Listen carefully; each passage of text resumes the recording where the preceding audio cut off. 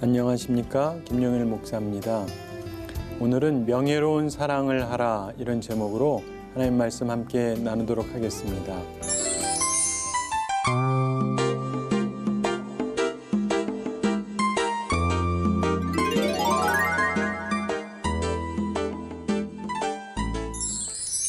오늘 우리는 꿈의 성취 15번째 시간으로 명예로운 사랑을 하라는 제목으로 말씀을 나누는데요.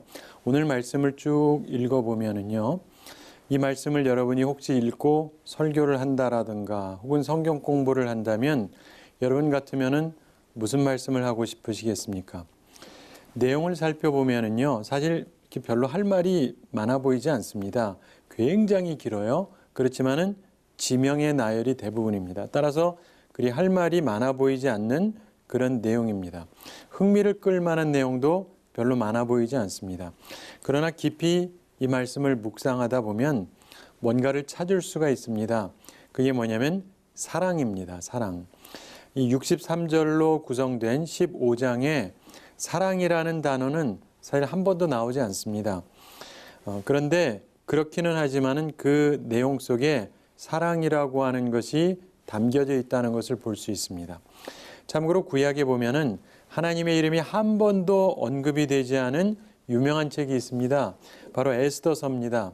10장으로 구성됐습니다. 그런데 거기에 하나님의 이름은 고사하고 하나님이라는 단어조차도 한 번도 나오지를 않습니다. 그러나 사실은 하나님께서 역사하신 놀라운 내용을 담고 있죠. 마찬가지로 오늘 여호수아서 15장을 보는데 여기에 보면은 그냥 유다 지파의 기업 나누는 이야기가 나오고 땅 이름이 줄을 이루고 있습니다. 그런데 그 내용은 핵심은 사랑입니다. 자, 사랑의 주인공은 온니엘이라고 하는 청년하고 악사라고 하는 아가씨입니다. 이 둘의 사랑이 오늘 본문 가운데 나옵니다. 이들의 사랑이 명예로운 사랑인데 바로 이 둘이 명예로운 사랑의 주인공들입니다. 그 내용을 오늘 우리가 살펴보려고 합니다. 명예로운 사랑을 하는 것은 꿈을 성취하는 데 있어서 아주 중요한 부분입니다. 인생은 사랑이 있어야 행복하기 때문에 그렇습니다. 여러분도 사랑으로 사시게 되기 바랍니다. 우선 오늘 15장을 간략하게 먼저 살펴보겠습니다. 여호수아 15장은 유다 지파에게 분배된 기업에 대한 이야기입니다. 참고로 야곱의 12아들 중에서 맏아들은 르우벤이었죠. 그런데 그가 악을 행해서 장자권을 잃습니다. 그래서 장자권은 둘째, 셋째도 잃으면서 결국 넷째 아들인 유다하고 11번째인 요셉이 받게 됩니다. 그래서 요다는 통치권을 받고 요셉은 2배의 분깃을 받습니다. 이 두 지파, 유다하고 요셉이 이스라엘 가운데 첫 자리를 차지하게 됩니다. 유다는 가나안 남쪽을 얻고 요셉은 북쪽을 차지합니다. 이 두 지파가 제일 먼저 기업을 책정받았습니다. 40년 전에 가나안 정탐을 할 때 긍정적인 보고를 했던 두 사람, 여호수아하고 갈렙이 각각 이 두 지파에서 나온 사람들입니다. 여호수아는 요셉에게 속했고 갈렙은 유다에 속했습니다. 본문에서 보듯이 우선 유다 지파가 땅을 차지합니다. 지난번에 갈렙이 가장 모범적인 선택을 해서 기업 분배를 할 때 분쟁이 없이 잘 할 수 있도록 첫 단추를 잘 끼웠다는 것을 우리가 살펴봤습니다. 그러면서 유다 지파 기업을 나누는 것이 이제 나오는 것입니다. 자, 우선 기업을 나누는 원칙이 무엇인지를 다시 한번 기억하게 되기 바랍니다. 오늘 1절 초반을 보시면 또 유다 자손의 지파가 그들의 가족대로 제비 뽑은 땅, 이렇게 말씀합니다. 가족대로, 이 말은요, 모든 가족이 얻었다는 말입니다. 동시에 수가 많으면 많은 기업, 많은 땅을 주고 수가 적으면 적은 기업, 적은 땅을 주었습니다. 그런데 각기 제비 뽑힌 대로 얻었습니다. 다시 말해서 공평했다, 이런 말입니다. 아무도 불평할 이유 없이 공정하게 일이 진행되었다는 것입니다. 우리도 항상 기억하게 되기 바랍니다. 불평할 사람 없이 공정하게 나누어야 됩니다. 모두에게 균등한 기회가 주어져야 됩니다. 그게 하나님의 뜻이기 때문에 그렇습니다. 함께 더불어 살려는 노력을 하는 우리들이 되기 바랍니다. 1절부터 12절까지 내용을 보면요. 유다의 동서남북 경계를 쭉 설명합니다. 우선 남쪽부터 얘기합니다. 1절 중반부터 4절까지 남쪽 경계를 설명하죠. 이게 이스라엘의 남쪽 국경 방어선이 됩니다. 그리고 5절 초반에는 동쪽 경계를 설명하죠. 그 동쪽 경계는 여메인이 요단 끝이요. 그리고 5절 후반부터 11절까지는 북쪽 경계를 설명합니다. 그리고 12절 초반에서는 서쪽 경계를 설명하죠. 그래서 서쪽 경계는 대해와 그 해안이니 이렇게 말씀합니다. 이렇게 1절부터 12절까지 쭉 설명하면서 12절 후반에서 유다 자손이 그들의 가족대로 받은 사방 경계가 이러하니라 이렇게 말씀합니다. 그러면서 13절부터 19절에 특이한 사건의 이야기가 한편 나옵니다. 바로 우리가 다룰 사랑의 이야기입니다. 그리고 나서 20절을 보시면 유다 자손의 지파가 그들의 가족대로 받은 기업은 이러하니라 이렇게 말하고 21절부터 마지막 절인 63절까지 수많은 지명이 언급이 됩니다. 모두 유다 지파에게 분배된 지역들을 하나하나 언급한 것입니다. 자, 그런데 이 유다 지파에 분배된 지역들을 살펴보면 한 가지 특이한 게 있습니다. 이 중에요. 유다 지파에게 속한 우리가 잘 아는데 여기에 나오지 않는 지명이 있습니다. 바로 예수님께서 탄생하신 베들레헴이 없어요. 왜 그러냐? 이 성읍은 유다 고을 중에서 작은 곳이기 때문에 그렇습니다. 미가서에서 그런 설명을 하죠. 유다의 이 많은 성읍 가운데 언급도 되기 힘든 작은 마을이었다는 뜻입니다. 그런데 그곳에서 세상을 구원할 구세주께서 나셨다는 것입니다. 미가서 5장 2절에서 이런 말씀을 하죠. 베들레헴 에브라다야, 너는 유다 족속 중에 작을지라도 이스라엘을 다스릴 자가 내게서 내게로 나올 것이라. 그의 근본은 상고의 영원에 있느니라. 이렇게 말씀합니다. 예수 그리스도의 탄생을 예언한 것이죠. 사랑하는 성도 여러분, 우리가 작다고 주님께서 무시하시는 것이 아닙니다. 가장 작은 곳에 예수님께서 탄생하셨습니다. 내가 있는 곳 혹은 내가 작아도 보잘것 없어도 주님께서 나에게 임하시면, 주님께서 우리와 함께 하시면, 임마누엘 해주시면 역사적인 장소가 되고 나도 역사적인 일에 사용될 수 있고 우리도 역사적인 일에 사용될 수 있습니다. 그걸 항상 기억하시기 바랍니다. 특별히 마지막 절 63절을 잠시 보면 예루살렘 주민 여부스 족속을 유다 자손이 쫓아내지 못하였으므로 여부스 족속이 오늘까지 유다 자손과 함께 예루살렘에 거주하니라 이런 말씀이 나옵니다. 자, 예루살렘은 점령하지 못했다고 설명합니다.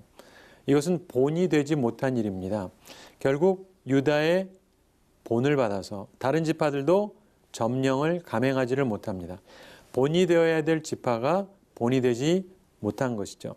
나중에 다윗이 왕이 된 후에 점령하게 됩니다. 자, 이제 13절부터 19절의 내용을 살펴보겠습니다. 오늘 집중적으로 보려고 하는 건데 이곳에서 갈렙의 이야기가 나오고 또한 그의 딸인 악사 그리고 청년 온니엘의 사랑 이야기가 나옵니다. 우선 13절을 보겠습니다.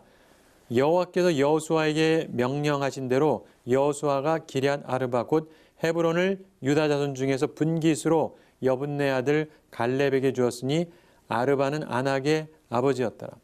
자, 여호수아가 헤브론을 갈렙에게 기업으로 허락해 준 것이 반복되어서 설명되고 있는 것이죠. 여호와께서 여호수아에게 명하신 대로 이 하나님의 결정이었다고 다시금 설명합니다. 그리고 갈렙이 이 분깃을 이제 점령합니다. 14절을 보시면 갈렙이 거기서 아낙의 소생 그 세 아들 곧 세세와 아히만과 달메를 쫓아내었고 이렇게 말씀합니다. 거인인 아낙의 세 아들의 이름이 나옵니다. 그런데 갈렙이 용감하게 그들을 공격합니다. 갈렙이 공격하니까 그들이 체력이나 신장이나 대단하지만 용기를 지탱해 주지 못합니다. 그들은 결국 쫓겨납니다. 갈렙은 자기에게 주어진 헤브론에 진격해서 그 땅을 점령했다는 것입니다. 그의 해야 할 일을 다 했다는 것이죠. 자, 그런데 그 다음에 나오는 15절부터 19절에 있는 내용을 보면 좀 특이합니다. 15절을 보면은요, 거기서 올라가서 드빌 주민을 쳤는데 드빌의 본 이름은 기럇 세벨이라 이렇게 말씀합니다. 저는 어린 시절에 이 부분을 조금 이상하게 봤습니다. 갈렙이 용감한 사람인데 자기가 해야 할 일을 하지 않고 남에게 시킬 그런 사람 같지는 않은데 이 부분을 얼핏 보면 갈렙이 자기가 할 일을 하지 않고 남에게 시킨 듯한 느낌이 들기 때문에 좀 이상하다고 생각했어요. 근데 목사가 되고 성경을 보다 깊이 연구하면서 제 생각이 미숙한 것이라는 것을 알게 되었습니다. 여러분, 이 부분은 갈렙의 딸 악사하고 사위가 될 온니엘, 이 둘의 명예로운 사랑을 설명하기 위한 내용이에요. 기랴세벨이라고 불리던 드빌이라는 곳을 갈렙이 쳤다고 얘기하죠. 그런데 이곳은 그의 땅이 아니라고 성서학자들은 말합니다. 왜냐? 이유가 있어요. 그의 기업이 헤브론인데 헤브론에서 남쪽으로 10마일 약 16km 정도 떨어진 거리에 위치한 곳이에요. 다시 말해서 자기 땅이 아니에요. 그렇다면 거기를 왜 공략했느냐? 그는 자기 할 일을 다 했고 그 후에 다른 사람을 위해서 움직였다라고 하는 뜻입니다. 바로 이 부분이 제 생각에 깊이를 준 부분이에요. 갈렙은 나이가 많았습니다. 그러나 용기가 없어진 것이 아니고 자기 할 일을 남에게 맡긴 것도 아니에요. 오히려 자기 일을 다 했고 남을 돕는 사람이었다라고 하는 뜻입니다. 참으로 용기 있고 훌륭한 사람이었다라고 하는 뜻입니다. 그가 공격했던 성의 이름 기랴세벨, 이것은 책의 도시다 이런 뜻입니다. 학문의 도시 혹은 역사의 기록물을 비치한 곳이라고 추측할 수 있습니다. 가나안 사람들의 지식의 중심지였던 것 같습니다. 근데 16절을 보면 갈렙이 말하기를 기랴세벨을 쳐서 그것을 점령하는 자에게는 내가 내 딸 악사를 아내로 주리라 하였더니 이렇게 말씀합니다. 우선 여기서 우리는 한 가지 추측할 수 있는 것이 고대의 전통을 생각해 볼 때 이 악사라고 하는 아가씨가 묻 젊은 남성들이 동경할 만한 사랑스러운 여성이었을 거다 이렇게 추정이 가능합니다. 그런데 갈렙이 왜 이런 제안을 했을까요? 자, 갈렙의 동기를 잠시 후에 생각해 보기로 하고 우리는 먼저 악사를 사랑했던 온니엘을 잠시 먼저 생각해 보겠습니다. 자, 다른 사람은 몰라도요, 온니엘이라고 하는 청년은 악사를 잘 알았을 겁니다. 왜냐하면 악사는 그에게 사촌이었기 때문에 그렇습니다. 17절 초반을 보면 갈렙의 아우 그나스의 아들인 온니엘 이렇게 말합니다. 갈렙에게 남동생이 있었고 그에게 아들이 있었는데 온니엘이었습니다. 따라서 온니엘과 악사는 잘 아는 사이였을 것입니다. 그런데 온니엘이 그 제안을 보고 기랴세벨, 이 드빌이라는 곳을 점령하는데 앞장섭니다. 자, 모든 남성들은 한번 생각해 보세요. 내가 잘 아는 아가씨인데 마음에 안 든다. 그러면은 그 아가씨랑 결혼하겠다고 목 걸고 전쟁에 나갈 리는 없잖아요. 세상에 그럴 남자는 한 명도 없습니다. 싫은 아가씨를 얻겠다고 목 걸 사람이 누가 있겠어요? 그런데 악사를 잘 아는 온니엘이 이런 일에 나섭니다. 싸우겠다고 나서요. 목 걸고 나서는 겁니다. 따라서 우리가 보나마나 온니엘이 악사를 사랑했다고 쉽게 추정할 수가 있는 것이죠. 물론 추정이지만 이리저리 생각해봐도 거의 확실한 것 같습니다. 게다가 악사를 얻는다고 해서 뭐 높은 지위를 얻는 것도 아니거든요. 뭐 왕의 딸을 얻는 것도 아니고. 따라서 온니엘에게 있어서 이 싸움은 사랑을 얻기 위한 싸움이었을 것입니다. 명예롭게 사랑을 얻기 위한 도전이었죠. 그리고 그가 승리했습니다. 그리고 명예롭게 사랑을 획득합니다. 본문 17절을 보시면 갈렙의 아우 그나스의 아들인 온니엘이 그것을 점령함으로 갈렙이 자기 딸 악사를 그에게 아내로 주었더라 이렇게 말씀합니다. 자, 온니엘은 명예로운 사랑을 얻습니다. 나라와 민족을 위하고 자신의 사랑을 얻을 수 있는 길을 걸어간 것이죠. 사랑하는 성도 여러분, 참 아름다운 이야기 아닙니까? 명예로운 사랑을 해서 꿈을 성취하는 그런 우리들이 되기를 바랍니다. 특별히 젊은 청년들은 꿈의 성취를 위해서 명예로운 사랑을 하시기 바랍니다. 그리고 도전하고 성취하게 되시기를 바랍니다. 자, 이제 악사를 잠시 생각해 보겠습니다. 악사 또한 온니엘을 잘 알았겠죠. 아마도 서로 잘 알고 사랑하는 마음을 가지고 있었을 수 있습니다. 자, 보면 악사가 이 결혼에 대해서 조금도 반대하고 있지 않습니다. 오히려 결혼할 때요, 아버지 갈렙에게 요청도 합니다. 18절과 19절에 나오죠. 18절을 보시면 악사가 출가할 때에 그에게 청하여 자기 아버지에게 밭을 구하자 하고 나귀에서 내림에 갈렙이 그에게 묻되 내가 무엇을 원하느냐 하니, 자, 여기서 악사가 밭을 구하자 하고 나귀에서 내렸다고 설명합니다.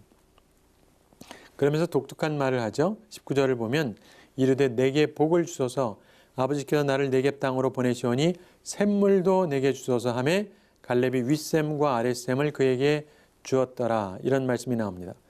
성서학자들은 그 땅에서 물이라고 하는 건 필수적이기 때문에 악사가 물도 요청했다, 이렇게 봅니다. 실제로 18절에서 이미 밭을 구하려고 내렸고 그것이 청해졌고 더해서 19절의 요청이 더해진 것처럼 보여집니다. 여러분, 결혼하면서 사랑하는 온니엘과의 미래를 위해서 땅과 샘을 요청한 것입니다. 지혜로운 여성인 거죠. 우리는 여기서 온니엘의 목숨을 건 용맹한 사랑, 그리고 악사의 지혜로운 준비된 사랑을 보게 됩니다. 그러면서 이들이 행복한 삶을 살았을 겁니다. 우리도 이런 사랑을 하게 되기를 바랍니다. 특별히 이 둘은 역사적인 인물이 됩니다. 다음 세대의 최고의 지도자가 됩니다. 본문의 내용은 여호수아서 다음인 그 사사기 1장에 나오는데요. 그곳에서 이 내용이 반복되어져서 설명이 됩니다. 그러면서 사사기 3장에서 8절부터 11절에 보면 바로 이 온니엘이 이스라엘의 첫 사사가 되어서 이스라엘을 구원하는 일이 나오고 있습니다. 다시 말해서 여호수아의 뒤를 이은 이스라엘의 지도자가 되었다, 이런 말입니다.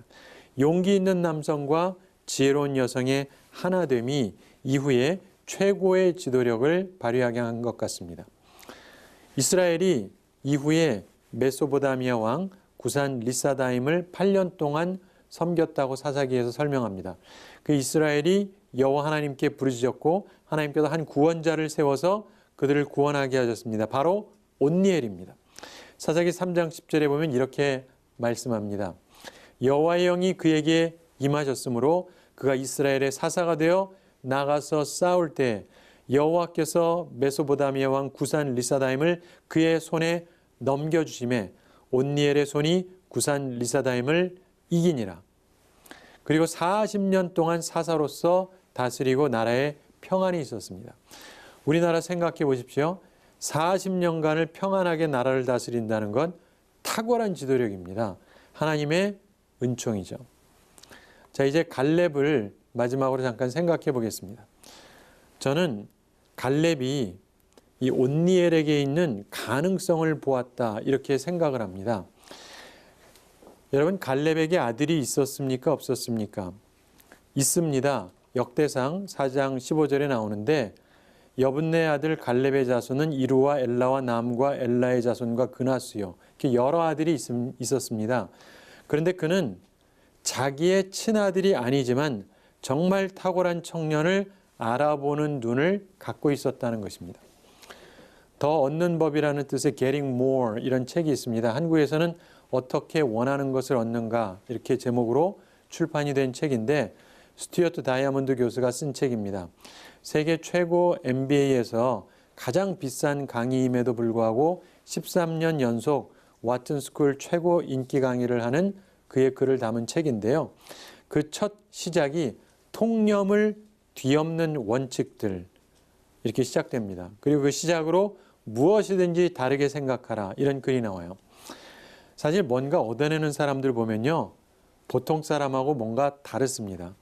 그런 면에서 갈렙은요, 이미 3000년도 훨씬 전에 그런 것을 이미 잘 알고 잘 적용하는 사람이었다는 것입니다. 갈렙은 유다를 위해서 그리고 이스라엘을 위해서 다음 지도자감을 보는 눈을 가지고 있었어요. 그는 또한 자기 딸을 사랑하고 있었습니다. 그 청년이. 그것을 센스 있게 파악한 갈렙이 탁월한 제안을 한 거예요.